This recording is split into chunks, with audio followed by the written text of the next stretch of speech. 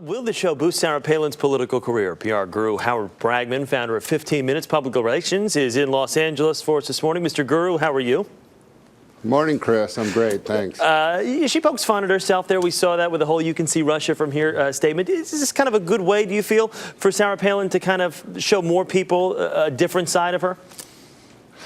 I think we're seeing the side of her that people like. I don't necessarily think it's a different side. Sarah's done a very good job of not only distancing herself, but really disdaining the East Coast establishment media and saying, I'm not with you. When she did that really horrible interview with Katie Couric, not horrible, Katie was great, but Sarah really messed up. Katie Couric became evil for doing it, and Sarah has really carried that. And instead of doing traditional interviews, she gets to create her own medium, which is just brilliant, Chris. So you think this is then a good idea? Because a lot of people are looking at this as a potential, well, kind of a political infomercial for a potential run in 2012. You think this is the way to go? Shun the traditional media and do something a little bit more like this? I think it's the way to go for her.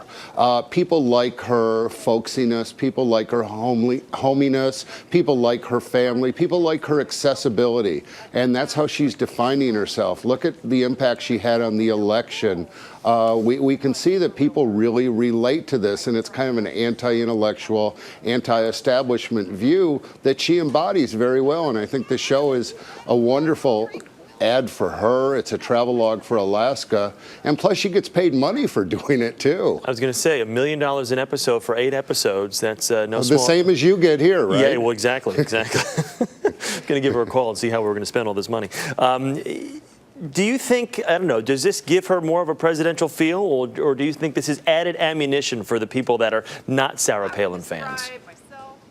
I think it's both. I think the people who don't like Sarah Palin will use this and pick out moments and say, look, see, she could never be president. But the people who do like her will really respond. I mean, think of Ronald Reagan. And when I think of Sarah Palin, let me make it clear. Politically, I have nothing in common with Sarah Palin. I disagree with her on just about everything she ever says politically. But I truly respect the image she's created, and every Republican tries to emulate Ronald Reagan. She's the one who's really captured that folksiness, that humanity. When we think of Ronald Reagan, we think of Morning in America. We think of him horseback riding in the mountains. This is Sarah Palin's version of it, and it's pretty brilliant, Chris.